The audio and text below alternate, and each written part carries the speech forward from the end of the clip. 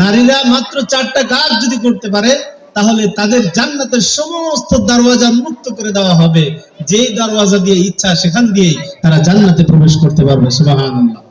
নারীদের এই 4 ফর্মুলা বলেই যেহেতু আযান শুরু হয়ে গেছে আমি শেষ করে দিব ইনশাআল্লাহ।